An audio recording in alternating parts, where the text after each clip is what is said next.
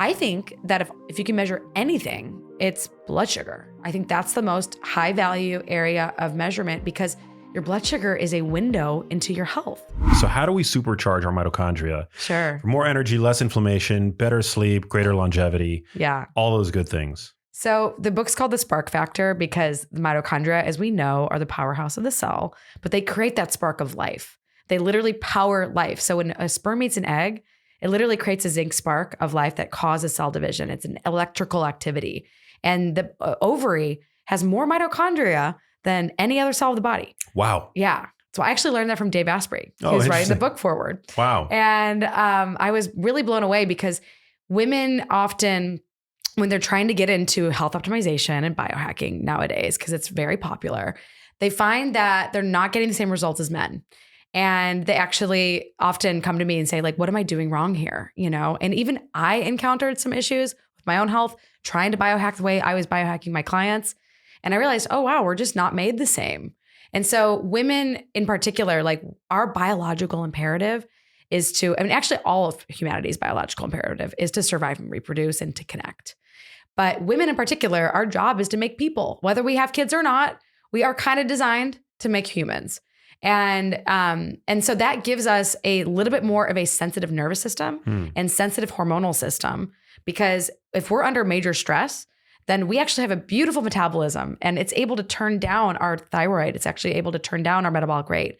That would have actually preserved the tribe, enabled babies to be fed, enabled us to live off less calories. So when women get really stressed out, they notice they can't lose weight. They notice that they're really struggling with energy. And it's actually by nature's design to help you survive and help the tribe survive. So a lot of women are like, God, it sucks because here I am trying to fast and do keto and I'm just not getting these results. I'm really struggling with my weight. I'm gaining weight maybe. Maybe they'll have results after 3 months and then they'll plateau or they'll decline because they're stressing out their bodies. And so when I started realizing this was a problem in female clientele of mine, I was like, man, I really need to write a book for women because there's so many great books on biohacking for men. But women and men are not the same. And we have to look at our bodies differently. We have to be a lot more attuned to our energy. Women throughout the month have hormonal cycles that change how we metabolize food.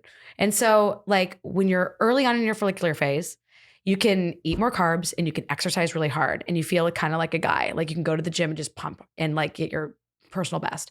And then you start hitting your ovulation and things start changing. And you feel more attractive during ovulation, you feel more sexy. But then once you get into your luteal phase, you notice that your energy starts to decline. You become more insulin resistant. And it's actually harder to digest as many carbs. It's harder to actually do as well in the gym. You metabolize fat more easily, but you crave carbs more because you're stressed out because of your period. Your cortisol tends to go up near the end of the luteal phase. And then you hit your menstrual period and you're like, gosh, the first 2 days for a lot of women are really challenging. And then something shifts and you start being able to go back to the gym. You have more energy again.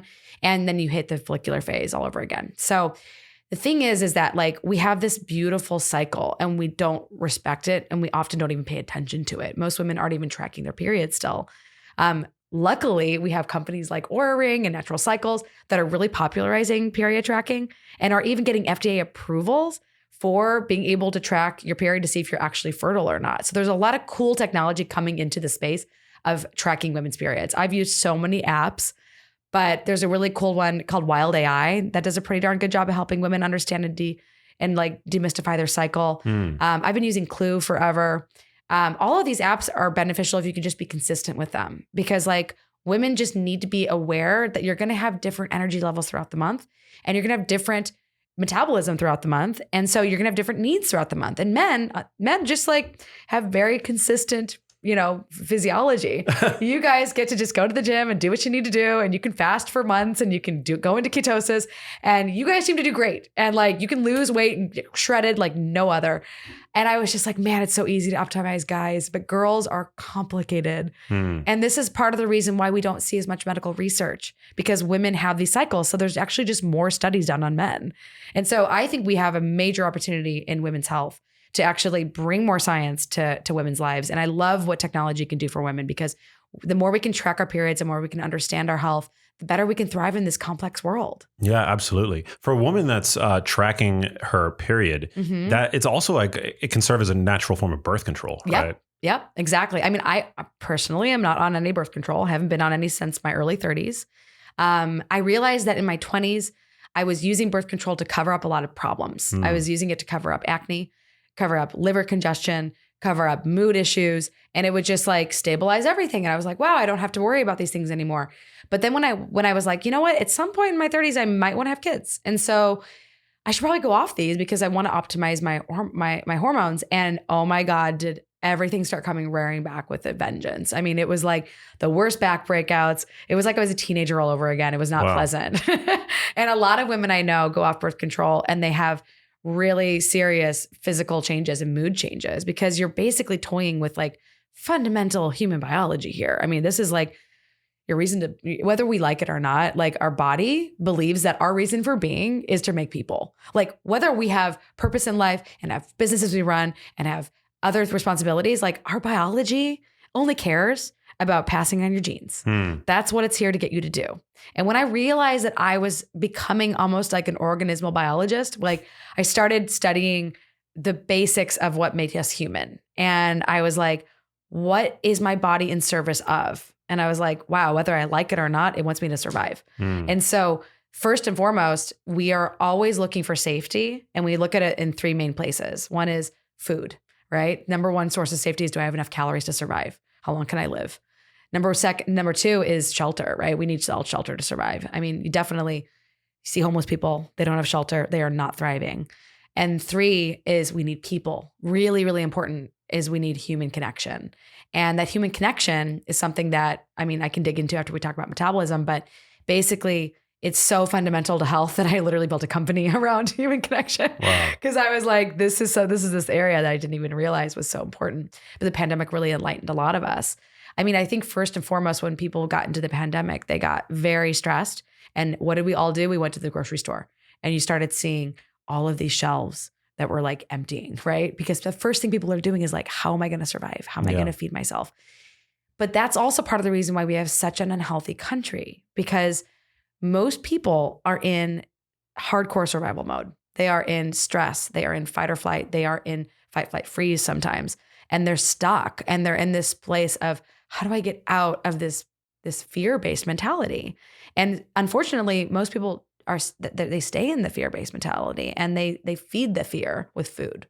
And it was really enlightening for me to realize, like during the pandemic, one of my biggest realizations was no amount of food is going to make my emotions feel better. It was like what an insight. Massive insight, because my entire life I've been feeding my emotions with food. And part of the reason why I think I got involved with the health, sciences was I had food issues growing up. There was family trauma that contributed to emotional dysregulation, that contributed to me using food as a way to control my life. And me and one of my sisters had an eating disorder in high school. Wow. And looking back, it's like you think when you have an eating disorder, you're actually in control, but you're 100% not in control. What's interesting about growing up and like really biohacking for the last 10 years is I'm finally in a place with food where I just feel at peace with it. But it wasn't necessarily like it was a process, right? And the first thing that I did was I had to get an understanding of what was like wrong with my physiology. And so I was insulin resistant in my early 30s. I had been on Adderall for 8 years. And I had really fucked up my health. Sorry to cuss. But you can cuss. Of course. I really messed up my health with stimulants. And I didn't realize that being on stimulants was basically flooding my body with lots of extra dopamine and preventing me from feeling hungry. So I was just really thin because I was on stimulants. I was on speed. Wow. So I went to a meditation retreat and I had this like realization that this woman looked at me. We were reading each other's energy. It was an energy practice. And she goes, it's like you're on drugs. And I was like, I'm on coffee and Adderall. And I was using these as a way to function, a way to stay thin, a way to focus, but it wasn't really who I was. And unfortunately, when I went off of Adderall, it changed my metabolism. So I went from having a really high dopamine state to a very low dopamine state. And this is just a theory. I have not proven this, but I did find a few pieces of medical literature. This is just a theory. Somebody should do a study on this. But I believe that when you go from a high stimulant state to a low stimulant state, you're basically dropping your dopamine levels. And we know that antipsychotic drugs, like what people take for bipolar, which I am not on, But people who take drugs that lower dopamine, they get insulin resistant. Interesting. So I think there was a role of dropping my dopamine that led to my hypothalamus having some dysregulation with calories. And I also, at the same time, was really trying to work on cutting out sugar. I started working for a company that was using blood sugar monitoring. And they said, we need some help figuring out what to do with it. They were actually monitoring all sorts of things in the interstitial space. And that's like the space of your tissues in your arm and like not in your bloodstream. And they're like, what can we measure and what should we measure and why? Because we want to build a whole company around this technology, this microneedle patch technology. And I go, let me look into this for you. So I did a project with them and I did all this research into interstitial space. And that's when I started wearing a glucose monitor because I was like, well, I think that if you can measure anything, it's blood sugar. I think that's the most high value area of measurement because your blood sugar is a window into your health. It's a window into your lifestyle. It's a window into how you're thriving in the world, whether you're adapting to adversity or breaking down. And I was really surprised. I gave a presentation at the Quantified Self meetup in 2014, and somebody pointed out, hey, do you notice that your fasting glucose is like right below 100? And I'm like, oh my God, I'm pre-diabetic. I'm right below. I mean, this is my early 30s. How is it that a person who's trying to optimize health is having these problems with their blood sugar? And I look back on that period of time in my life and I was making a lot of physical changes. I was going off of stimulants.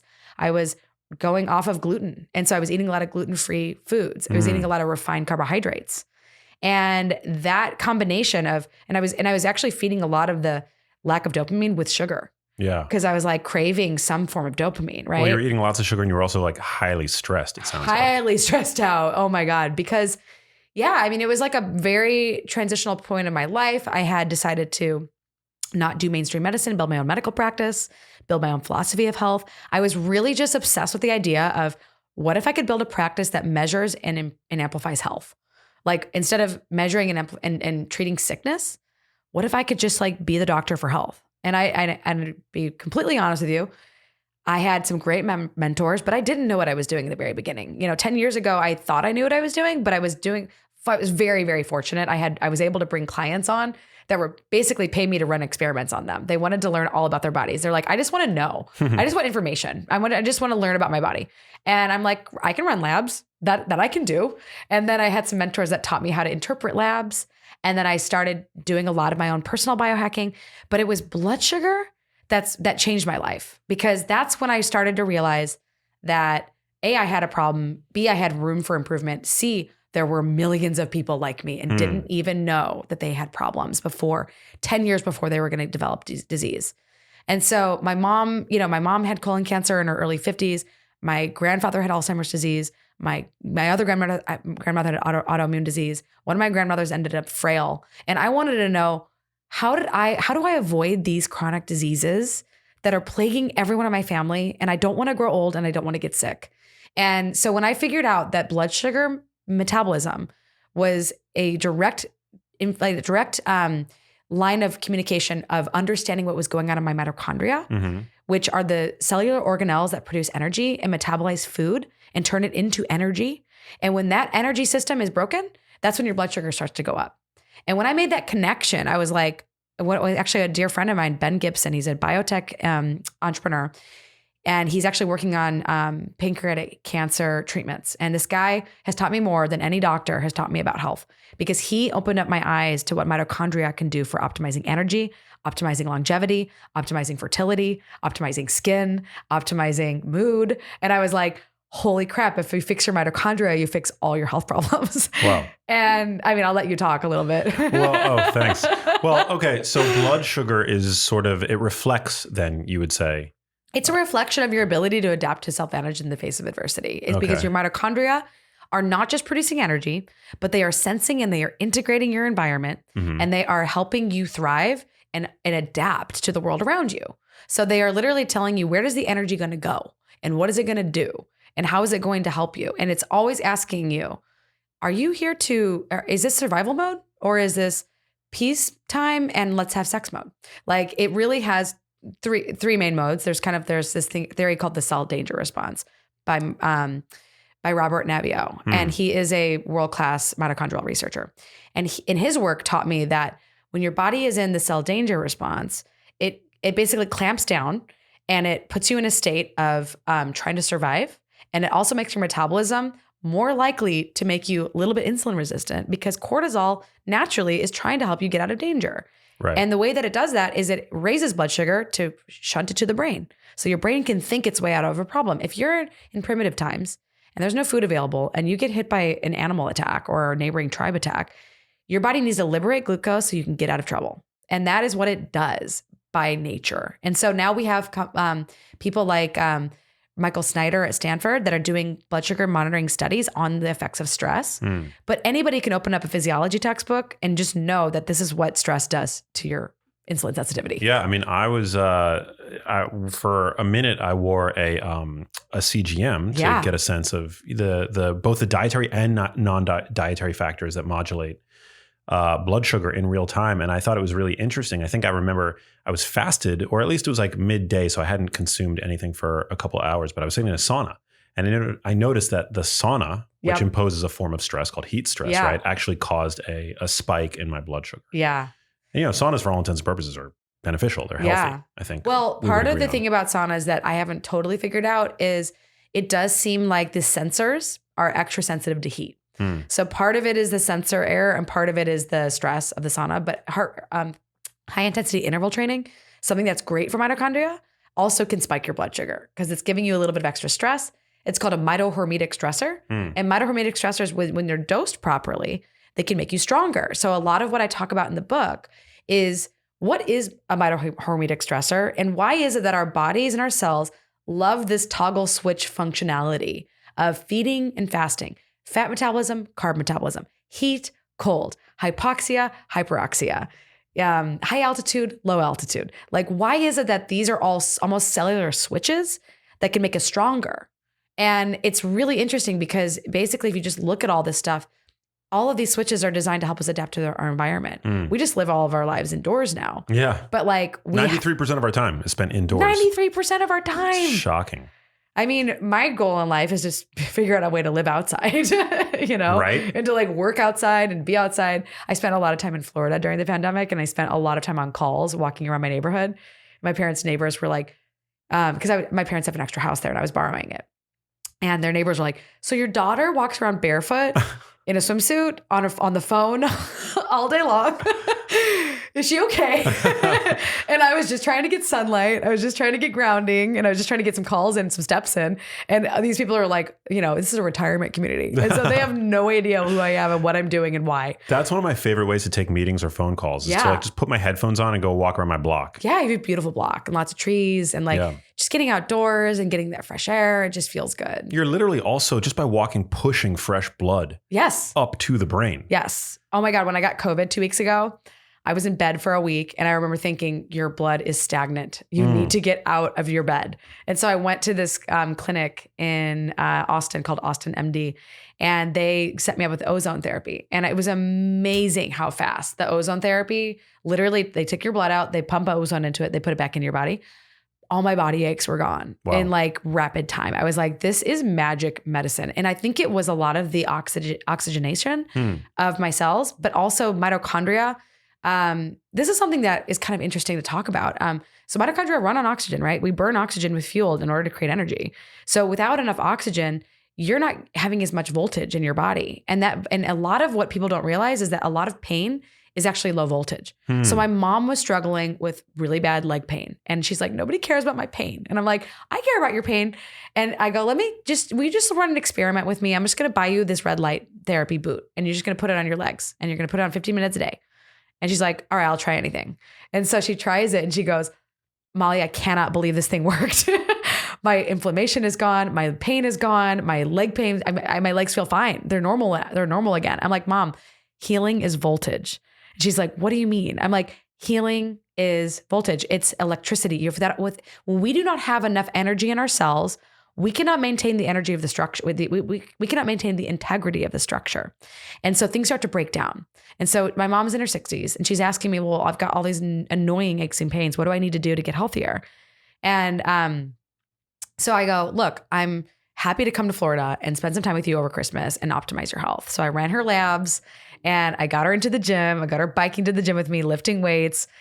I basically helped eliminate her knee pain. I helped her reduce her homocysteine in half, like dramatically lower her triglycerides. And a lot of this was just the stuff I put in the book, which is you can use data to drive better decisions. And without data, you're flying blind in your body. And this is why I am passionate about continuously monitoring stress through heart rate variability monitoring, through continuous glucose monitoring, through laboratory test monitoring, and through movement and just monitoring your movement outside, seeing how much sleep you're getting. Like data is really helpful for understanding if you have an area to improve. Yeah. And a lot of people just don't know what to focus on. Can you talk about, so CGMs, I'm definitely a fan of gathering as much data as you can, but is it, I guess critics of, there's so many critics. There's so many critics, but I guess some would argue that like a fasting blood glucose is sufficient, right? To diagnose. That is not really the case because we diagnose prediabetes and diabetes multiple ways. We can use a hemoglobin A1C, which is an average of the glycation of your hemoglobin cells, your blood cells, hemoglobin in your blood cells over the course of 3 months. And then there's the postprandial blood sugar, which is post-meal blood sugar. So after you eat, you digest food. And I have seen people with normal fasting glucose have sky high post-meal glucose. And so their hemoglobin A1C looks actually fine because most of the time when they're fasting, they're okay, but they're getting these really big spikes and they're not perfectly healthy. And so oftentimes those people need to look at their diet. Now, somebody who has really healthy, post-meal blood sugar, but their fasting blood sugar is just way too elevated, often needs to look at their liver. Often there can be issues with liver problems, like people just drinking too much, people just not fasting at all, like maybe eating all the time, eating in the middle of the night, eating really late at night. And so I'm just a big proponent of, I used to be a lot more into fasting because fasting did help me fix my insulin resistance and really lower my fasting blood sugar. I went from like high 90s to like 70s. Now I'm hovering around like upper 70s, early 80s, which I think is probably a pretty healthy place. I was doing a lot of fasting when I first started getting out into this space. But to me, like I personally think fasting is a really useful spiritual tool, but as a biohacking tool, there's a lot of controversy now around it. Yeah. So what is some of the controversy? Like Peter Attia stopped fasting. Walter Longo has been saying, I'm only doing 12 hours now. Like, wait, Attia? Yeah. Now, granted, I'm not that well versed in his work or his This is, by the way, recommendations. So one of my friends told me that yesterday. I could be wrong, but someone said that he's doing a lot less fasting. I feel like I might have heard that because one of the things that I do know about, one of the few things I know about him is he's an advisor of Zero too. Yeah. That he was a big advocate for a long time of extended fasting. So I personally feel like extended fasting for me gave me the superpower of being like, if our supply chain collapsed and I wouldn't be able to get food for a few days, I would survive. Right. And I would be in a place of mental fitness. To me, that's a cool survival skill. But also fasting led to a spiritual awakening in my life, which is bananas. Like I was fasting for 3 days in nature and I was like, with this guy I thought I was on a date on, and it was not a date. Oh man! And so what was it? He wanted to learn to fast. Wow, he just wanted to learn to fast. What a way to do it! I know, and like I think he did have a crush on me, but I think he realized that like he had told me like, I've been depressed since I was a kid, and interestingly, I kind of taught him a lot of what I knew about metabolism, and he went off sugar. After he could have just like made an appointment. I could have made it, and you know what? He could have made an appointment and not wasted my weekend. But I'm grateful to him because I went, and by the way, I'm not recommending this protocol to women because this was a pretty intense thing to be doing, but I had a 3-day fast. I was fairly sexually frustrated. So I was turned on and annoyed. And then I go to the gym and we had a beautiful meal. And then I went to the gym and I did weightlifting, HIIT training, and sauna, which we know are all, and then I'd eaten. And we know that these are all mitochondrial biogenesis activating, interventions. So mitochondrial biogenesis is when you actually, when you increase the number of mitochondria in the cell. So mitochondria are kind of like batteries or capacitors. They make charge, so they're power plants, but they store charge in the form of electrochemical gradients, which is like a battery, or a capacitor, which is a charge differential between two membranes. So there's this inner mitochondrial membrane, outer mitochondrial membrane. And this organelle is really cool because it can like deploy charge really quickly. But the more you have of these, the more you glow, the more energy you have, the more vitality you have. And so when you fast, you throw out the batteries that don't carry charge. You do this thing called mitophagy, which is like autophagy, but it's like throwing out the the mitochondria that aren't charging. So I had done I think it was like a 2 to 3 day fast. And then I had a beautiful meal. And then I went to the gym and I did these, what we know are very mitochondrial inducing activities. So of all the exercise that you can do, like 10 minutes of HIIT training and like weightlifting, probably the biggest bang for your buck on mitochondria. Not that I'm not a fan of continuous cardio. I love riding a bike. I don't usually do longer than 30-minute rides. I don't run like I used to when I was younger. I just don't enjoy it. I love long walks. I'm a big fan of walking. But for the bang for your buck, you're getting if you really want to get more mitochondria, you got to do the hard work. Yeah. And so then I go and I see my community that night, and I have this like beautiful community dinner. In California, farm to table meals are very common. So I had 2 beautiful farm to table meals one night after the other. So I'm charging those cells with lots of polyphenols, lots of colorful vegetables, lots of really healthy grass-fed meats, all the things that I love to eat. And I go home to my bed that night and I'm super connected to my friends. I'm just like feeling plugged in, right? And I'm in my bed and I'm laying there and I'm imagining, gosh, wouldn't it be amazing to build a medical clinic overlooking the ocean in Malibu? And instead of like going to the doctor and having this really boring appointment in fluorescent lights, you came out of a peak experience as medicine. And I was envisioning this like really amazing psychedelic trip as healthcare. And I started having this like complete full body involuntary orgasm, which they call a Kundalini awakening. Wow. Now, I have to say, I was not prepared for it because I wasn't really in a super spiritual place in my life. I had definitely been asking the universe for a little bit of enlightenment. I'm like, all right, I just need something. There's got to be more to life than this. And I wasn't depressed, but I definitely wasn't in my happiest place. I'd been through a breakup. I'd been through a business readjustment. And I needed a shift. And it really kicked me in the face with a spiritual awakening. But it happened after all of this biohacking I was doing. And not that I'm promising this happens to you if you read my book, but I have to say that like fasting lifted my consciousness in a way that I'd never experienced before.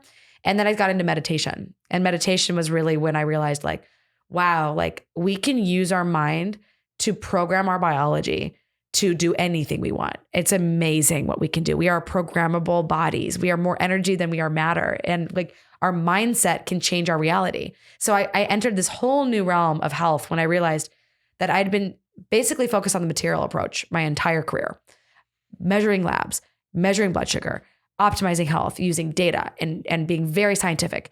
And then this whole world opened up to me when I realized, oh my God, there's like a lot more to the meaning of life than just data driving decisions and biohacking. There's a lot more meaning that we can discover by understanding how we can use meditation and how we can use, in my opinion, psychedelics to transform the way that we think about our existence, because our minds create reality. And so the world within us creates the world outside of us. And when that really started clicking with me, my entire life started to change. And the pandemic has been a unbelievable gift to me because it forced me to look at all the parts of myself I didn't want to see, look at issues I had with my parents, issues I had with attachment, issues I had with my relationships, with love, with connection, with my community. And all these areas of improving myself really, really came up because I realized that I had been prioritizing work and success and performance and optimizing my body over human connection for a long time. And so a big part of the end of the book that I'm writing about is how we don't, like when I was teaching at Stanford, I was like, holy crap. I was giving a lecture on relationships and I was like, holy crap. I've figured something out that it seems like I've been missing my entire career, which is I didn't realize that the quality of our relationships determined the quality of our life, and the health of our relationships determined the length of our life. Interesting. And I did not realize that like close personal relationships that are healthy are one of the greatest factors we know in long-term health and happiness. And I was like, oh crap, because and then I was like, well, I've got to know the science behind this. So I went to this guy, Martin Picard, and I started reading all of his papers. And he was the guy who figured out the relationship between mitochondrial health and mental health. And he figured out that basically our mental state and our stress that we're under and how we interact with the world literally sends signals to our mitochondria to be in danger. And so when a lot of people are struggling with their weight, I ask them, what's going on in your personal life? What's going on? Like when people really struggle with energy, what's going on in your personal life? What's going on at home? What's your relationship to yourself like? How are you talking to yourself? Do you have a positive relationship with yourself? Do you have self-compassion, or do you have a negative relationship with yourself? And once I started really interviewing my patients and working on this mind-body approach, I started getting even better outcomes in my practice. It was amazing. I was like, oh my God, this is just like such an incredible unlock. And it really all started from fasting for 3 days in nature. Wow. And having this like awakening experience that really led me to realizing that there was more to health than just metabolism. In fact, our metabolism and our mental health are all intertwined.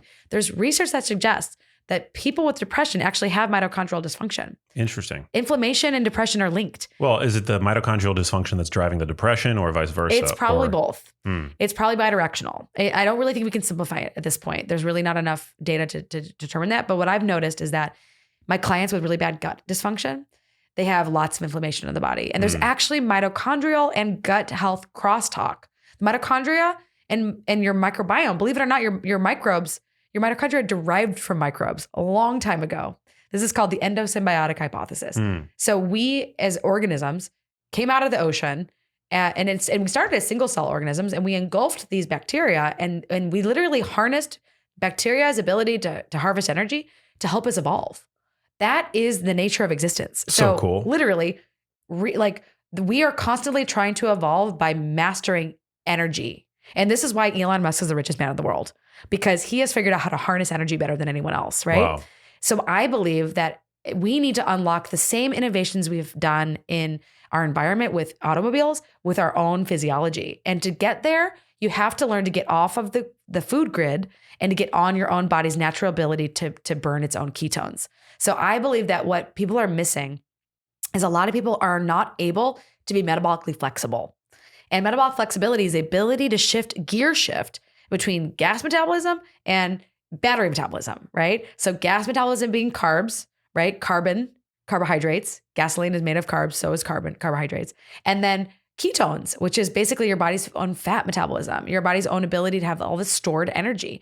If we can't unlock that stored energy, we just keep gaining weight, right? This is why people who struggle with weight loss are like, I can't gain weight no matter what. Oftentimes they're hyper stressed, they're holding on to those calories, and they're not metabolically flexible, so they can't unlock them. They can't unlock the battery power because they're stuck. Their metabolism is stuck in insulin resistance. And so I'm a big fan of Ben Bikman's book, Why We Get Sick, because it's an entire book literally all about why insulin resistance drives disease. And so insulin resistance begins in mitochondria. So when we have mitochondrial dysfunction, we inevitably have insulin resistance. And that's what contributes to all sorts of problems like inflammation. Inflammation can actually also drive insulin resistance. There's a lot of bidirectional activity going on. But basically, when your cells cannot let the glucose in to be metabolized, they don't function properly. And then we have all sorts of problems that essentially manifest. When there's like energy overload. There's energy overload, but get this, there's a lot of different causes of insulin resistance. So just not using the energy you have, like just sitting after meals and not using your fuel can actually make you a little bit more insulin resistant, especially when you eat big lunches and you go to your desk all day.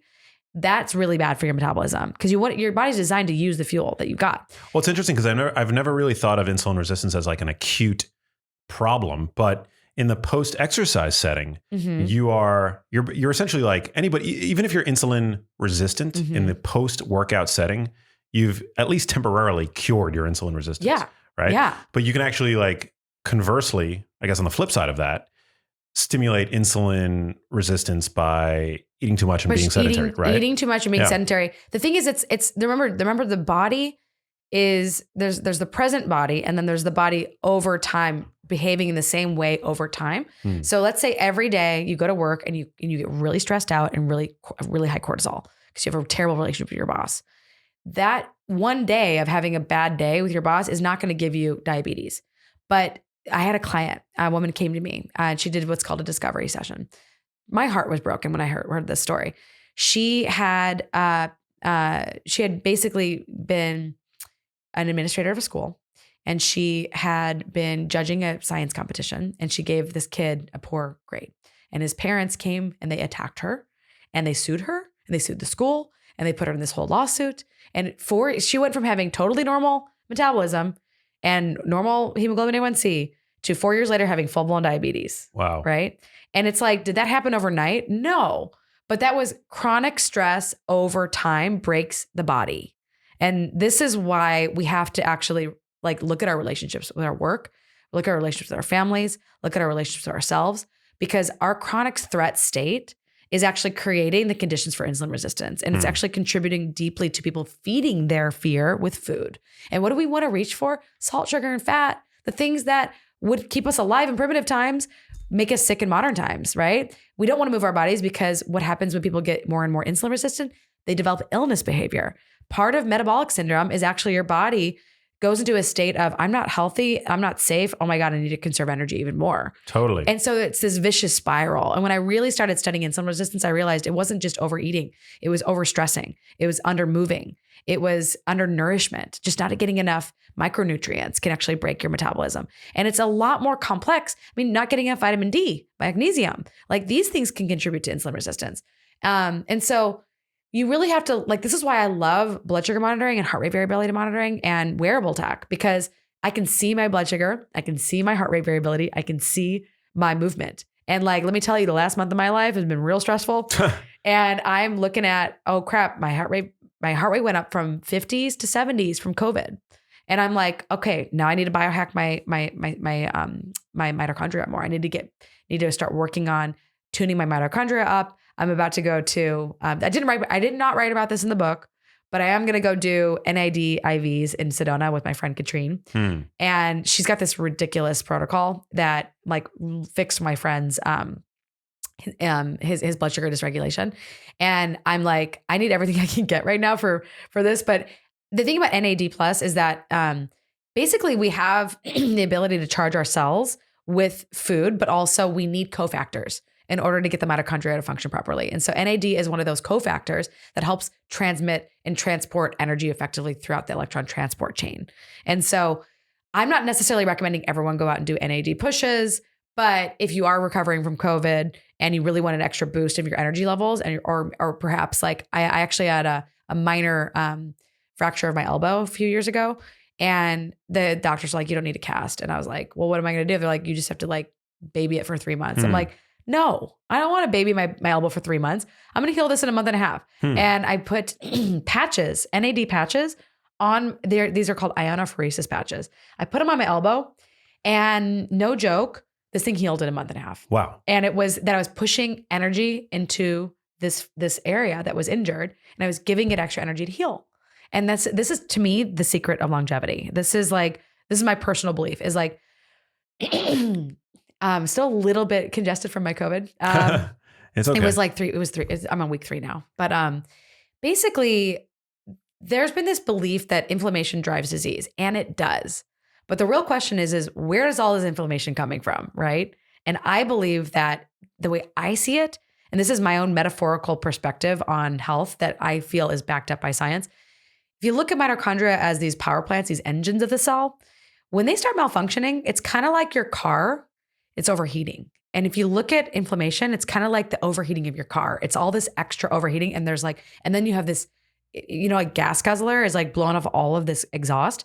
That's reactive oxygen species. And so when we have malfunctioning mitochondria and we eat a big piece of pie and it spikes our blood sugar, that actually causes a big oxidative stress burst and inflammation. Wow. Because it's literally putting food into the power plants that frankly burns really hot. High fat, high carb foods, poison to mitochondria. And so this is most of the American diet: pizza, pastries, soda, with burgers, right? Fries. Like this is what we eat. Just it's ultra processed foods, but it's not just that. It's like mixed dishes. It's like these hyper palatable, whether it's like burritos, pizza, pasta, the high fat, high carb foods. Yeah. Particularly problematic for health. And so the reason why is because you get this thing called metabolic gridlock. So your mitochondria are kind of primed by their design to go in and out of food, carb and fat metabolism. So we're supposed to be fasting and then feasting, right? We're supposed to be living in scarcity, not abundance. We evolved genetics of scarcity. So now we're living in abundance. This is pretty much why we're all so sick. So we're supposed to go from eating a beautiful meal at 6 and then, not eating for 12 hours. And that will enable you to start dipping into ketone metabolism. And if you go a little bit longer, you can go even further into ketosis, which I do recommend for people with insulin resistance, but not necessarily like a healthy young athlete. What I put on is 16-8. because you really do need to fuel your body enough if you want to compete and do really well in anything in life. Well, you need carbs, but you got to earn your carbs. You have to earn your carbs. And these athletes that are working out and burning 500 extra calories per day, I've seen a bunch of young women who are highly underweight, and I look at their labs and I'm like, oh my God, you are really dysfunctional. And I'm like, what are you eating? And they're like, oh, like I'm a vegan and I like work out 2 hours in the gym every day. And I'm like, okay, let's look at your Nutrival, which is a organic acid test. And let's look at your mitochondria. Like, they're not getting nutrients. You're deficient in more than half of the nutrients you need to run your metabolism. So you're not going to have a good mood. You're not going to have enough energy. You're going to be depressed. And she's like, oh yeah, I'm all these things. And I'm like, yeah, so what's really underneath this? And she's like, well, I know I have an eating disorder, and I really, really struggle with my relationship to my parents. And one of my parents, and she starts telling me all about her relationship to her mom. And this is something that happens all the time in my practice is I see people come to me for optimizing their metabolism. And then I ask them, well, what's really underneath this? What's really underneath your problem? What's really going on here? And they're like, oh my God, my relationship to my partner has been a mess for like the last 2 years. And I don't know what to do. And it's like more and more and more, I realize that like we're on this massive piece of earth hurling through space, trying to survive. Like, we're doing our very best, but it's pretty ridiculous when you think about it. We're like, how can I find a person to attach to and not get injured by? Right? Like, so much of what the DSM is about is social injury and lack of love. And so much of mental illness and metabolic disease, I believe, is really due to our relationship quality. Wow. And a lot of people just struggling with who they are, struggling with the relationship to themselves first, which, by the way, where do we get our programming for our relationship to ourselves? We get it through our early life conditioning. What happens to a lot of people in early life? Abuse and neglect, emotional abuse, physical abuse, witnessing violence, these are called adverse childhood experiences. And so I wrote about this in my book. It's really important to understand if you have any ACEs and if you have what's called positive childhood experiences, protective childhood experiences, PCEs. So positive protective childhood experiences can actually protect you against adverse childhood experiences.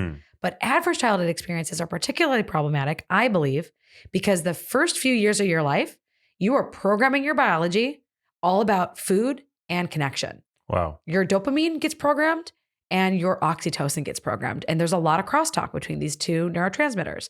So what is oxytocin all about? Safety, trust, and love. What is dopamine all about? Survival, pleasure, significance, meaning. How do I find food?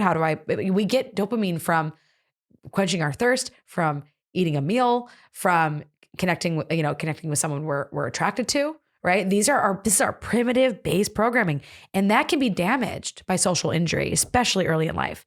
So I guarantee if you talk to anyone who's really struggling with obesity and you trace back their problems, there's some unresolved trauma, whether it's big T or little t, in their early life. So where does one start? I mean, we've talked about quite a bit. I know. At this point. This book is so much content, it's like overwhelming. Yeah. Well, to me, it sounds like addressing the root cause of your trauma is like, would probably be step number one, no? I think the one thing that we've been missing in health, like we all know we should eat better and exercise more.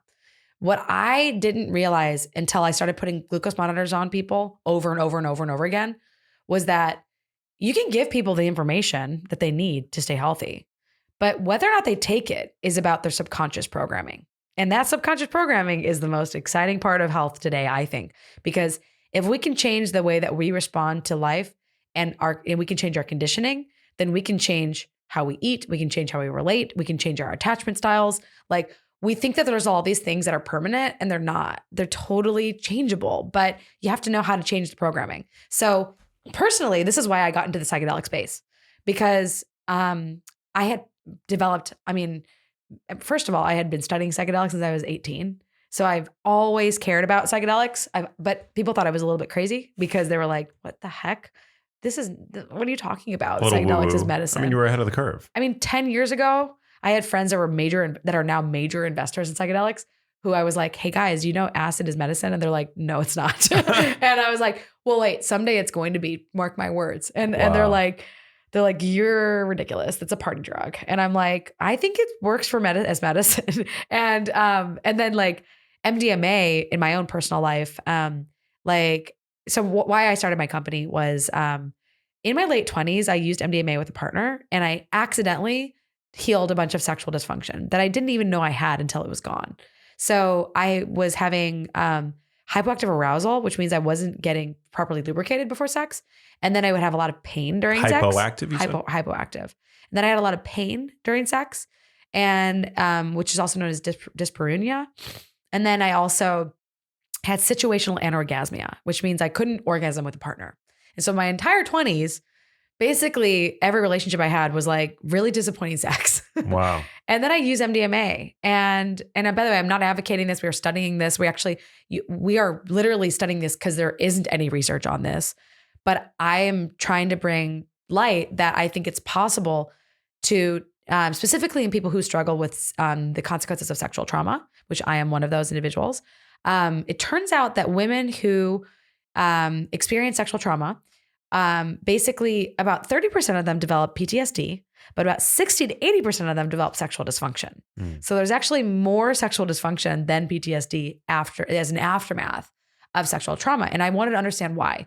So I started talking to all these experts and I started going to all these people. And I found this research by Stephen Porges, who's a just groundbreaking scientist. Polyvagal theory. Yeah. So when I was trying to understand, why is it that when women experience rape, freeze? Why is it that they don't always run away or fight back? Because there's some women who do fight back and some women who do run away and some women who do freeze.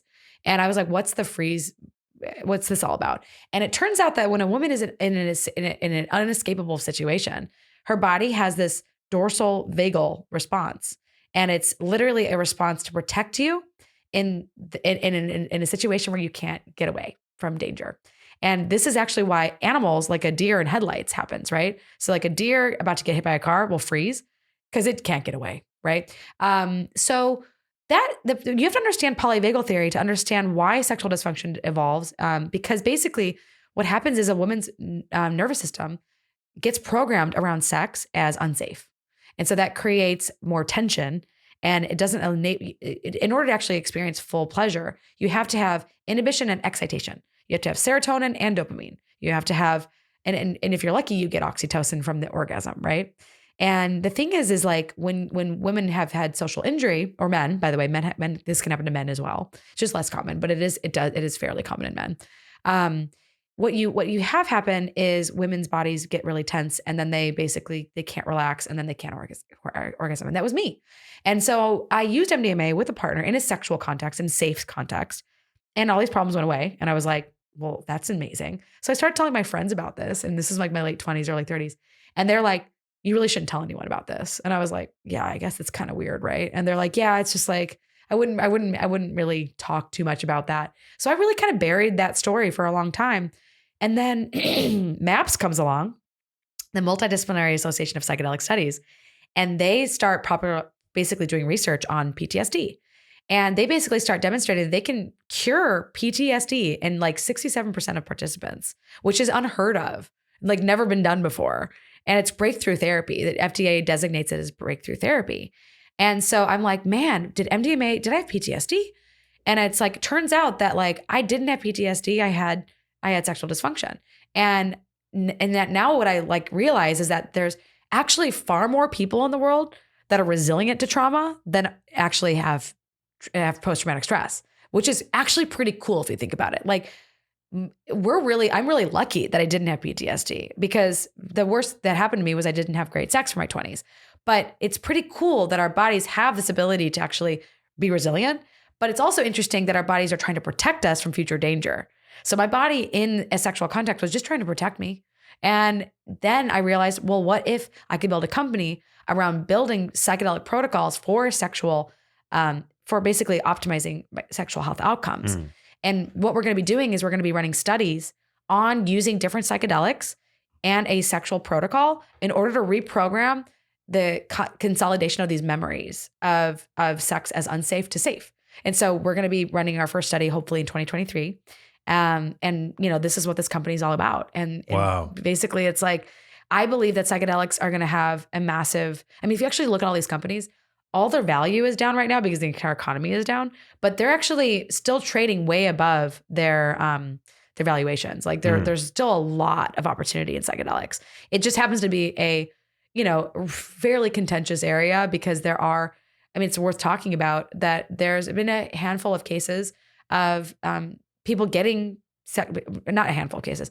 There is a problem in society of sexual trauma, right? It's a problem. Yeah. It's a problem in medicine with or without drugs. It's also a problem in the psychedelic space because there's a lot of people using these things underground to heal their trauma and they're actually getting injured in the process. So you can't talk about sexual trauma being healed with psychedelics unless you talk about the fact that you can be traumatized in the experience of a love drug like MDMA. You are reproducing the neurobiology of love. You are getting dopamine, you're getting serotonin, you're getting oxytocin, you're getting norepinephrine. These are the hormones of love. And so they can drive people together that maybe shouldn't be together, right? Like a patient and a provider, right? So part of what we're going to be doing in this company is developing an entire framework for sexual ethics, because I think society could use one right now. But part of other things I've written about in the book for helping heal trauma, because I wouldn't say that psychedelics are your first resort by any means. In fact, they're probably one of your later resorts. You really should start with things like EMDR. You should start with a trauma-informed therapist. You should start with the more traditional cognitive behavioral therapies, mindfulness-based therapies. It's really important for people to have a proper narrative around their lives, whether they have a serious trauma or whether they just couldn't knock on their parents' door at night because the parents didn't want them to bother them. For some kids, that's the worst trauma that they have, and that set off their eating disorder. I think it's so important for people to realize that everybody has trauma. I mean, there's life is traumatic. Yeah. I've heard it described as the difference between big T trauma and little T trauma. Like some people obviously have sexual trauma, like you alluded to, right?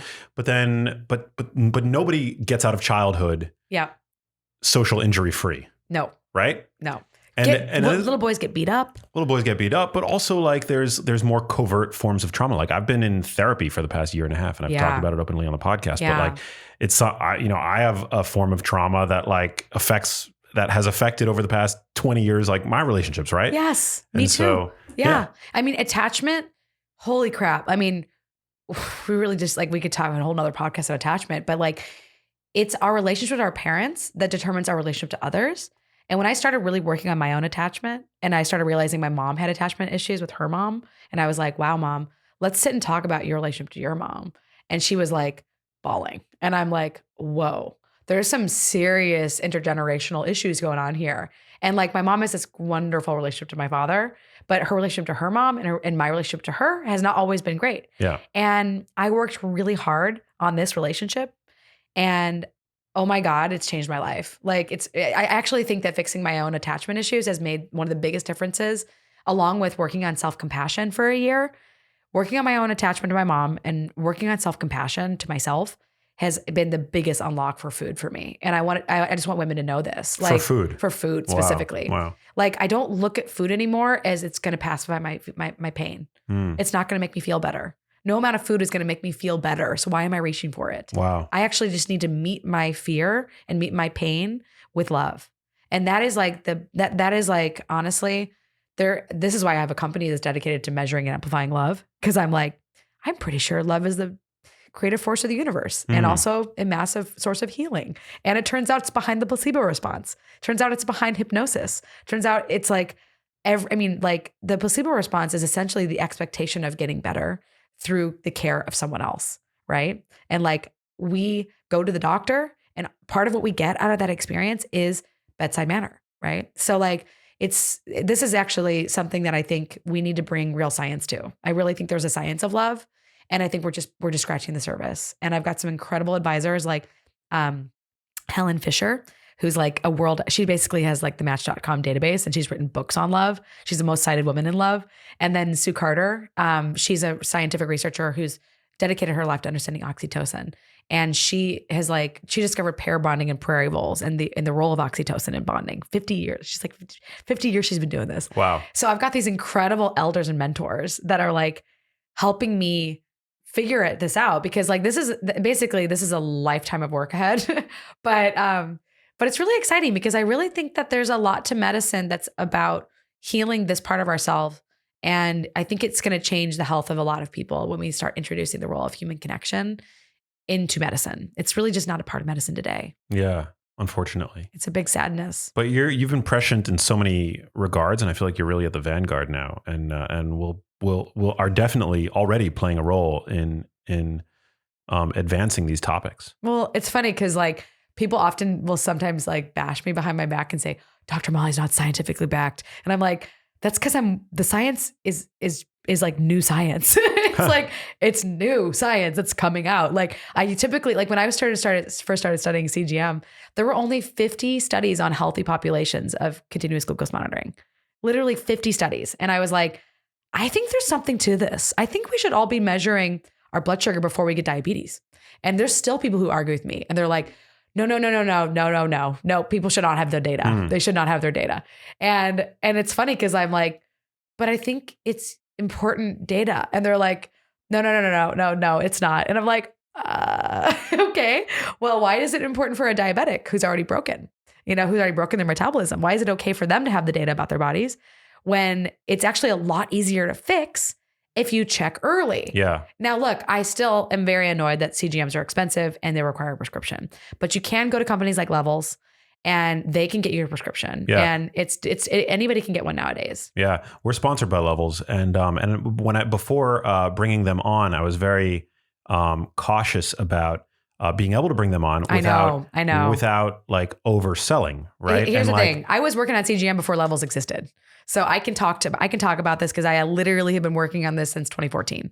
Like I worked at Sono Intelligence. We were developing new CGMs. And then I worked on building a company that was creating software for CGM myself. But I have been literally putting these on clients as a doctor for years. And so I have direct patient clinical experience with them. So I personally feel like, yes, of course I do have advisor shares at Levels and I have to admit that.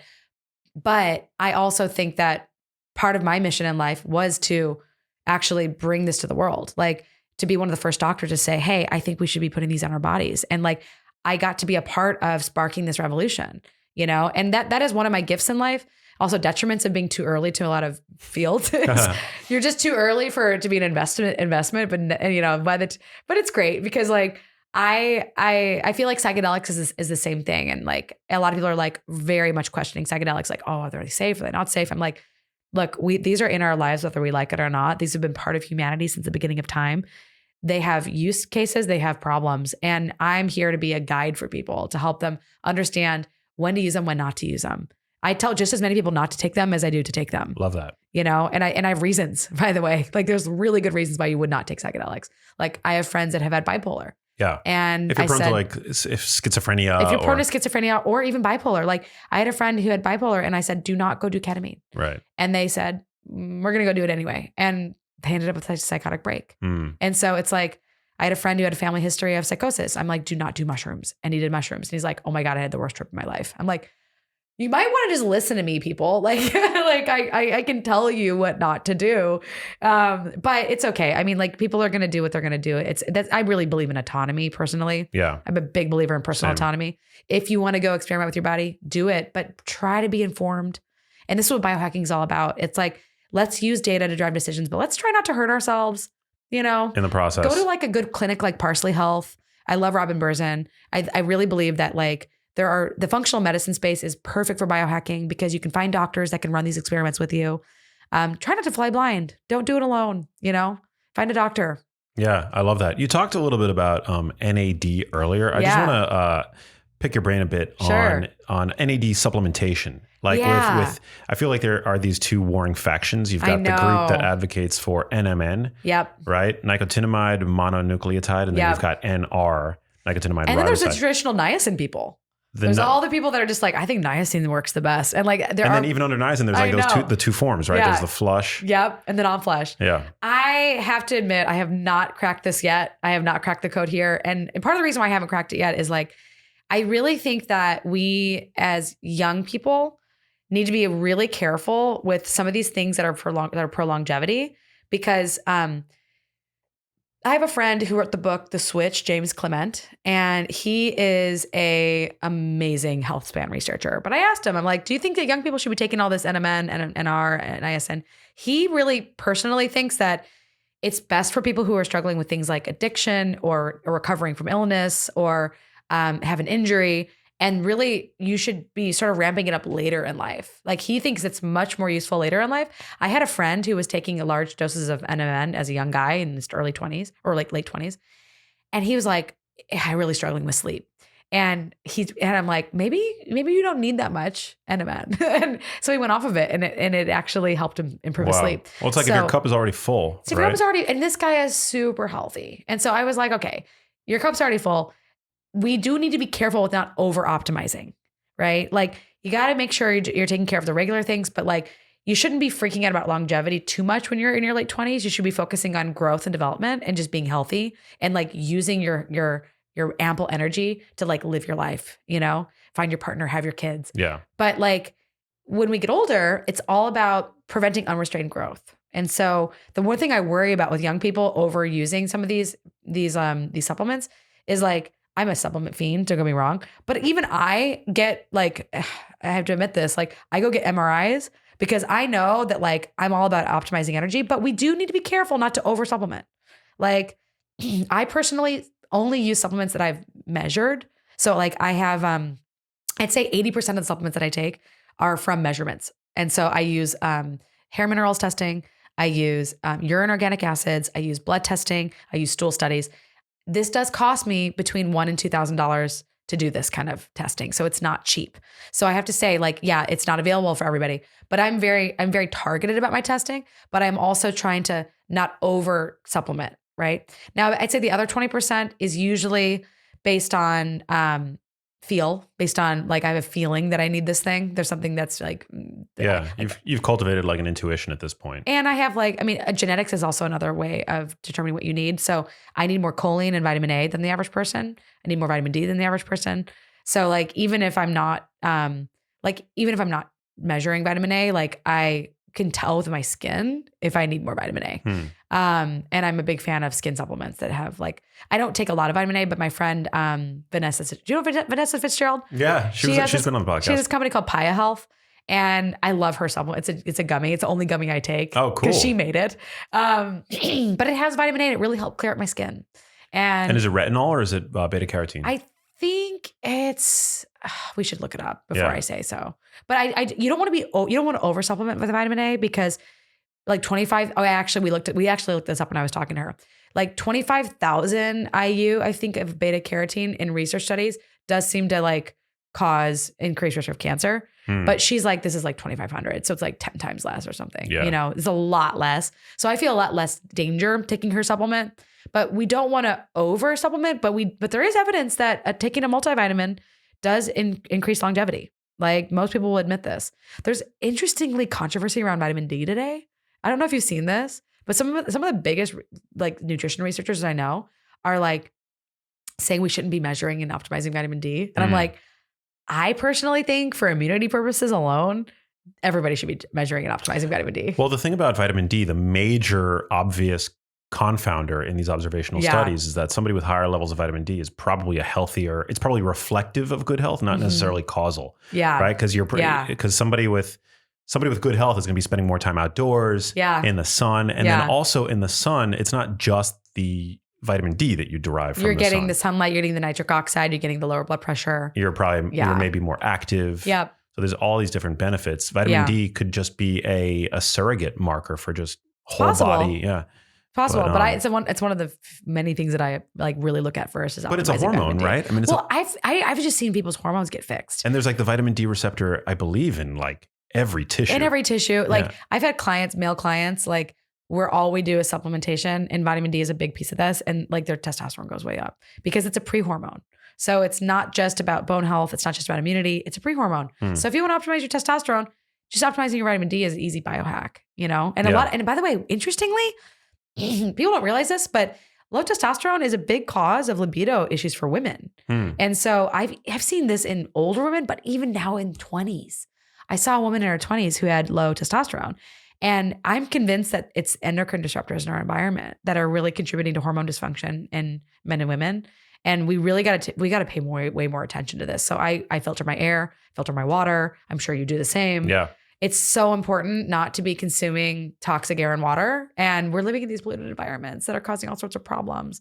BPA all over the receipts, Teflon people are using, like all these things. I mean, let alone skincare. You know, there's all that. Oh yeah, I drink spring water. Yeah, I haven't yet figured out my freezer has like an ice maker, and it's like unfiltered, the water. I have a filter in my fridge. My fridge doesn't have it, so I'm trying to figure out a solution from like the pipes to the fridge. How you might just have to get trays. Yeah, trays. That's the most annoying thing in the world. But so annoying. I'm just not going to do that. Trays are annoying, and I love ice. But then you can get those really big squares. And get those really nice big squares. Those are cool that you get sometimes like with a good whiskey. Yeah, you know, I when I had a crappy fridge in San Francisco, I had those big silicone squares. That's what I would do. Those are awesome. Yeah. Those are awesome. So, you know what? It's one of those things where it's annoying, but if you have a lot of ice, you might want to, you know, it'll taste better. Your whiskey will taste a lot better. Well, this is awesome. I definitely appreciate your work because people are living longer today, but they're also dying longer. And I think that's a big problem. Yeah. And there's a lot more diseases of despair killing people. Yeah. A lot of suicide. And I really think if we look under the surface of our pain, we can really optimize our physical and mental health. And I think the mitochondria are these integrators of everything. Hey, if you like that video, you need to check out this one here, and I'll see you there. We look at sexual function. Sexual function can actually be a really important window into our health overall. We know that with men and women, things like erectile dysfunction, but also orgasmic dysfunction can be an early indicator of cardiovascular disease.